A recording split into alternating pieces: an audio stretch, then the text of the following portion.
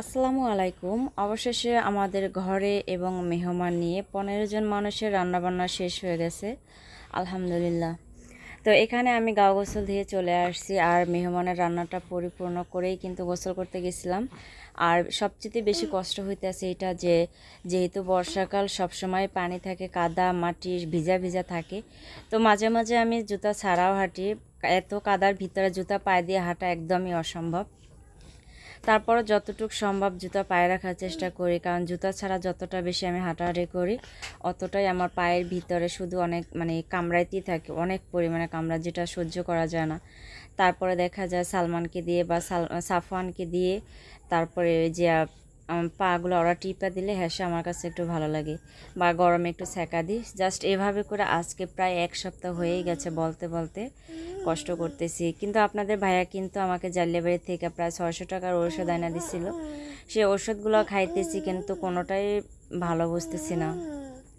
তো যাই হোক, মেহমান আসলে তো অলসতা করা যাবে না একদমই। আর আমি তো কালকের ভিডিওতে আপনাদের বলছিলাম, যেহেতু মেহমানগুলো হচ্ছে আমার শ্বশুর বাড়ির, বাবার বাড়ির মেহমান হলে কোনো কথাই ছিল না, আমি সব কিছু বলে বলে দিতাম শুয়ে থেকে, যে এখানে ওইটা আছে ওইখানে ওইটা আছে, রান্না করো আর খাও, আমারও সেবা যত্ন করো। কিন্তু সেই সুযোগ আর এখন হবে না। মেহমানের জন্য আমি সব রান্নাবান্না কমপ্লিট করে তারপরে গা গোসল দিয়ে আসছি। আপাহারাও সবাই নিজেদের মতো করে হাত মুখ দিয়ে চলে আসছে। আমি হচ্ছে আমার সুকেজে থেকে কিছু কাঁচের প্লেট, গ্লাস, বাটি এগুলো বের করলাম, আর এগুলো আমি এই প্রথম বের করছি। এর আগে কখনোই এগুলো আমার ব্যবহার করা হয় না। তো আমি রান্না করছি যখন তখন আপনাদের সাথে পুরোপুরি দেখাইতে পারিনি, তাহলে ভিডিওটা আরও বেশি বড় হয়ে যেত। এখানে গরুর গোশটা ভুনা করছিলাম, সাথে 4-5টা আলু দিচ্ছিলাম ছোট সাইজের। আর পোলাওটা অনেক সুন্দর করে রান্না করছিলাম, অনেক ঝরঝরা করে। তো কেউ আসতেছে না, খাইতে টাইম হয় না, অনেক বেশি চালু করছিলাম যে দেখা যায় লেট হয়ে যাবে, সবাই আবার খাওয়া দাওয়া করে কেউ চলে যাবে বাড়িতে। সেজন্য আমি খুব তাড়াতাড়ি করছিলাম, 2টা চুলা জ্বালায় অনেক কষ্ট করে রান্না করছি। কিন্তু দেখা যায় আজানের আগে রান্না করা হয়ে গেছে, এখন আর কারো পেটে ক্ষুধা নাই, কেউ আসতেছে না। তো আমার চিন্তা আবার হচ্ছে এটা যে খাওয়া দাওয়া শেষ করে আমার তো আবার ঘরে আরও কত কাজ আছে। এখন যদি কেউ না আসে, তো আমি হচ্ছে বারবার করে আপাকে ডাকতেছি, তারা শুধু সানের উপরে বসে গল্পই করতেছে, আমার ডাকা শুনতেছে না। তো ডাইকে আমি চলে আসছি, এখন তারা যখন আসবে তখনই খেতে দিতে পারবো। সব কিছু আমার গোছানো আছে, খাবারগুলো সব বাইরে রাখা দিছি। তো কিছুক্ষণ পরে বড় আপা চলে আসছে, হৃদয় চলে আসছে, তাদেরকে খাইতে দিলাম। আর এর আগে স্পেশাল 2জন মেহমান খাইয়া চলে গেছে, তাদের কথা না হয় বাদ দিলাম।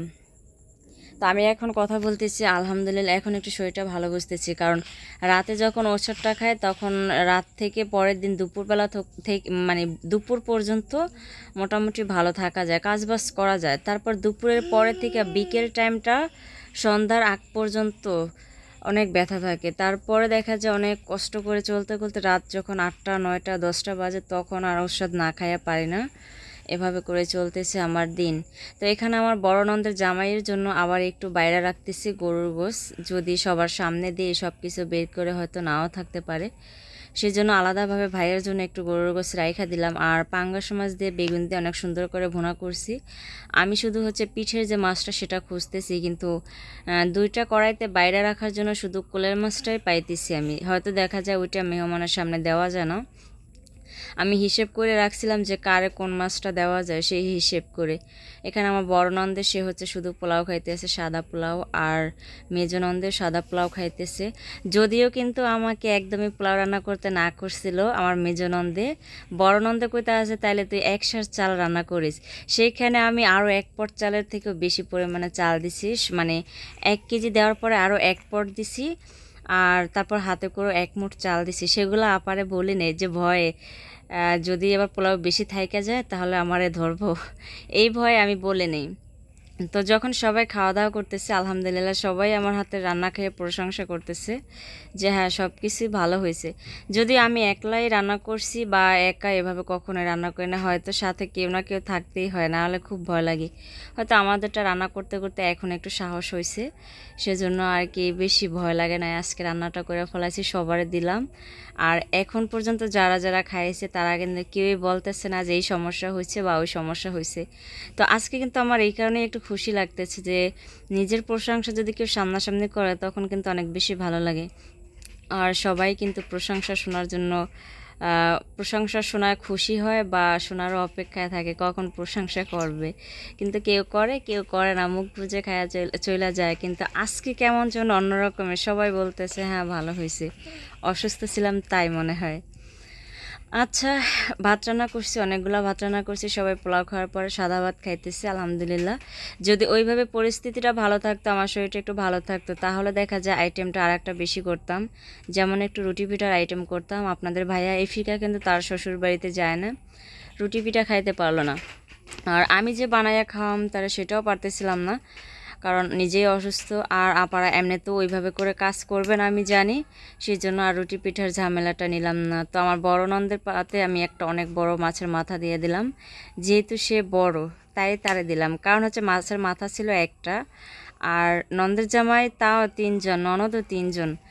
তো দেখা যায় বড় নন্দে সে ওইখানে বসে হিসেব করতেছে মাথা একটা নিলে কিসের জন্য, তাইলে কাউরে দিতে হবে না, মাথাটা আমারে দিস। তো আমার কাছে ভালো লাগছে, তো সবার সামনেই বললাম যে আপা বলছে দেখে আপারে দিলাম, না হলে আবার কেউ রাগও করতে পারে। হ্যাঁ জানি, যদিও কেউ রাগ করবে না সেটা আমি জানি, কিন্তু তারপর নিজের কাছে একটা ভয় লাগে, কারণ এখানে তো সবাই সমান সেই দিক থেকে। তো বড় বড় মেহমান অনেকেই খাওয়া দাওয়া করে চলে গেছে, আর এখন খাইতেছে আমার ছোট নন্দের জামাই আর 2জন মেয়ে। আলহামদুলিল্লাহ তারা খাইতে বসে পড়ছে। আমার ছোট নন্দের জামাই একদমই পোলাও নিতে চাইছিল না, আমি অনেক জোরাজুরি করে অল্প কটা পোলাও দিলাম, সে খাইতেছে। আর এই যে মেয়ে 2জন, এরা হচ্ছে ছোট নন্দের 2টা মেয়ে আলহামদুলিল্লাহ। আর এই হচ্ছে আমার ছোট নন্দে, যদিও আপনারা সবাই চিনেন কম বেশি, এর আগেও আমি দেখাইছিলাম। আলহামদুলিল্লাহ আমরা 3জন ননদ পাইছি, আমার শ্বশুর শাশুড়ি থেকে শুরু করে, শ্বশুর শাশুড়ি আর 3জন ননদ, আর হচ্ছে গিয়ে আপনাদের ভাইয়া আর আমার ছোট দেবর, এরা সবাই হচ্ছে এক কোয়ালিটি, সবাই ভালো আলহামদুলিল্লাহ। আর এদের মন মানসিকতা অন্যরকমের। আর আমার বড় ভাসুরে আর যে আয়েশার আব্বু যারে বলি আমি, যে লাবণী বলি, ওর হাজব্যান্ড, এই 2জন একটু চঞ্চল, আর এদের 2জনার বুলি অন্যরকমের। যেমন এদের মনও ভালো, কিন্তু এরা হচ্ছে একটু ডাকাডাকি চিল্লাচিল্লি টাইপেরটা একটু বেশি করে, আর এরা হচ্ছে কথা বলে কম, কাজ করে বেশি, এরকমের একটা আছে না, ওরকমের টাইপের। তো আমার নন্দেরা যথেষ্ট পরিমাণে ভালো আলহামদুলিল্লাহ, তাদের হয়তো মুখখানা দেখলেই আপনারা বুঝতে পারবেন। তো সব শেষে আপনাদের ভাইয়াও খাওয়া দাওয়া করছে, আর সাফওয়ান এই যে বসে বসে দুষ্টামি করতেছে শুয়ে, সে দোকানে গেছিলো, দোকান থেকে খাবার নিয়ে আসছে। আর আমি হচ্ছে গিয়ে এখানে মরতে মরতে অনেক কাজ করতেছি, আসলে মরার মতোই পালা। এতটা ব্যথা আমার এই বিকেলবেলা হয়, আমি মানে বুঝতে পারতেছি না যেটা কিসের সমস্যার কারণে হইতেছে। প্রতিবেলা সন্ধ্যার পরে গ্যাসে গরম পানি করে কাঁচের বোতলে করে তারপরে এই যে পিঠের থেকে শুরু করে পুরো পা পর্যন্ত আমি সেকা দিতেছি, আজকে কতদিন ধরে ঔষধ খাইতেছি পাশাপাশি, কিন্তু তারপরেও টাইম টু টাইম ব্যথাটা উঠে, এভাবে যে মানে সহ্য করা যায় না। তো আমার তো একটা অভ্যাস হয়ে গেছে, যদি না খেয়েও থাকি তাহলে আমার ঘর দুয়ার গোছানো গোছানো থাকতে হবে, যত বড় অশান্তি থাক ঘর গোছানো থাকলেই আমার কাছে শান্তি লাগে। তো সেই জন্য আমি আস্তে আস্তে করে বিছানাগুলো সব গুছাই নিতেছি, আর এখন ঘরটা ঝাড়ু দিতেছি। বড় ননদ সে যায় নাই, সে আছে, আর শুধুমাত্র মেজো নন্দে চলে গেছে, সরি ভুল হয়েছে আমার, যাওয়ার জন্য রেডি হয়েছে। তো একদম বটতলার একটু সামনে এই পর্যন্ত চলে গেছে, সেইখান থেকে আবার আমার ছোটো নন্দে খুব রিকোয়েস্ট করে তারপরে রাখছে, কারণ আমার ছোটো নন্দে আগামীকালকে চলে যাবে ঢাকায়। তো বলতে আছে যে ভাই আমরা একসাথে আসছি, 3 বোন একসাথে যাব প্লিজ। তারপর অনেক জোরাজুরি করতে করতে তারপরে রিটার্ন আসছে, এখন ওইখান থেকে আবার ঘুরতে গেছে, মোটামুটি বৃষ্টি হইতে আছে, তো কী করবার, সেই জন্য আমার মানে ভুলে চলে আসছে যে চলে গেছে, আসলে যায় না। আজকে আবার বিকালে রান্নাবান্না করতে হবে। আর এই যে থালা বাসনগুলো এখানে রাইখা দিছি, সালমানরে বলছিলাম যে সালমান আমার থালা বাসনগুলো পাশে রাইখা দাও, নিচে নামাই দাও, তাহলে দেখা যায় আমি একটু কষ্ট হলে বসে বসে ধুয়ে ফেলাইতে পারবো, কিন্তু সালমান শুনতেছি না। তো কী করবার, এত ব্যথা করতেছি, আমি বুড়া মানুষের মতো কোকাইতে আছি আর এই কাজগুলো করতেছি। আর এগুলো সব কাজ কিন্তু পুরুষ করতে পারে না, দেখা যায়। হ্যাঁ আপনাদের ভাইয়া অনেক কাজে হেল্প করতো আমাকে, বা এখনও করে, কিন্তু আমি হিসেব করে এটা যে সে তো ঢাকায় বসে পরের কাজ করে অনেক কষ্ট করে, বাড়িতে আসার পরে এই সামান্য কাজে যদি তার হেল্প নিই তাহলে কি হয়। আর গ্রামের মানুষ এগুলো নিয়ে অনেক হাসাহাসি কানাকানি গানাগানি করে, আমার কাছে খুব খারাপ লাগে। আর জিনিসটা দেখতে শহরে ভালো লাগলে গ্রামে কিন্তু একদমই ভালো লাগে না। কিন্তু তারপরও আপনাদের ভাইয়া বলতেছে শরম লজ্জা ফালাইয়া, শরম লজ্জা করলে হবে না, যে কাজগুলো করতে হবে, আর যেটুকু করতেছো তুমি পারতেছো সেটাই করতেছো। এরপরে যদি বেশি ঠান্ডা লাগা তাহলে আরও বেশি অসুস্থ হয়ে যাবে। তো আপনাদের ভাইয়া কাজগুলো করতেছে, আমার কাছে খুব খারাপ লাগতেছিল, আর বিশেষ করে আমি তার সামনে অনেক লজ্জা পাইছিলাম। আপনাদের কাছে আমার লজ্জা লাগে, কিন্তু তারপরও দেখাইলাম যে সবসময় এভাবে। এই যে কিছুক্ষণ আগেই বলছিলাম যে 5-6 জন ভাই বোন তারা এক কোয়ালিটি, আর 2জন আছে একটু আলাদা টাইপের।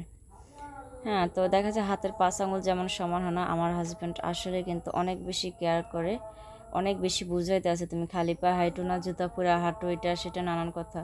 তো বৃষ্টিতে ভিজা ভিজা আপনাদের ভাইয়া এই যে ধুইছে অনেকগুলা। এখানে সাফন অনেক দুষ্টামি করতেছে, ওর পাশেই আমি দাঁড়াইয়াছিলাম, কিন্তু আমি যাইয়া ওরা যে ধরবো বা ফিল্টারটা একটু চাপাইয়া রাখবো সেটা পারতেছিলাম না।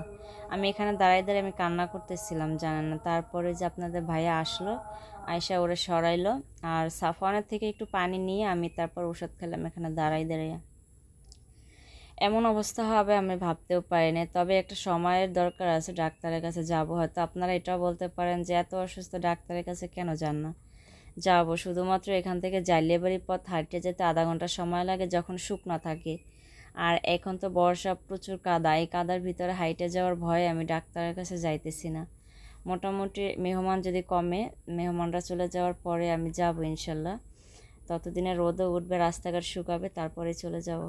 কারণ এভাবে 1 দিন 2 দিন কষ্ট করে থাকা যায়, কিন্তু প্রতিদিন থাকা যায় না। শুধুমাত্র মনে করেন লাঠি ভর করে ঘরে হাঁটতে, বারান্দার ভিতরে একটু হাঁটতে পারি। সব দিক থেকে কষ্ট হইতে আছে। আপনাদের ভাইয়া থালা বাসনগুলো ধুইয়া দিতেছে, সালমান নিয়ে আসতেছে। সামনের দিকটা তো আরও বেশি, প্রচুর কাদা। আমার শাশুড়ি, আমার ননদরা সবাই খাওয়া দাওয়া করে যাওয়া ধরছে, যাইতে পারে না। এখন তারা কোথাও ঘুরতে গেছে বৃষ্টির ভিতরে, আমি শিওর জানি না। আপনাদের ভাইয়া আগাই দিয়ে আসতে গেছিলো, তো আসছে। আমি জিজ্ঞেস করলাম আপারা চলে গেছে, বলতেছে না বোনেরা যায় না, ছোটো বোনেরা সবাই রাইখা দিছে। তো যাই হোক, আরও একদিন সবার সাথে মেলামেশার সুযোগ পাবো ইনশাল্লাহ। আর বেশি মেহমান থাকলে আমার কাছে খুব ভালো লাগে, মানে অসুস্থ থাকলেও কেমন যেন একটা সুখ লাগে, শান্তি লাগে এরকমের। তো সাফওয়ান তেরামি করে সে ফিল্টারটার উপরে উঠে দাঁড়ায় রয়েছে, ও পানি ছাড়বো এই জন্য। সাফওয়ান আম্মু কিন্তু ব্যথা পাই। আর এখানে হচ্ছে দুপুরে যে ভাত ছিল সেটা ভাত রয়ে গেছে, এই ভাতে হবে না। আর এইটুক পোলাও আছে, লেবু কাটা, পাঙ্গাস মাছ, গরুর গোশ সব কিছুই আছে। বিকালবেলা শুধু অল্প কিছু ভাত রান্না করব, আর যদি ভর্তা সত্তা করে দিতে পারি, শুটকি ভর্তা, আলু ভর্তা, তাহলে আমার নন্দেরা অনেক বেশি খুশি হবে। তো সবাই ভালো থাকবেন, সুস্থ থাকবেন, দোয়া করবেন আমাদের জন্য, আমরা দোয়া করি সবার জন্য। আর হচ্ছে গিয়ে বলতেটি সবাই ক্ষমা করে দেবেন, সবার কাছে ক্ষমা চাই। আসসালামু আলাইকুম ওয়া রাহমাতুল্লাহ।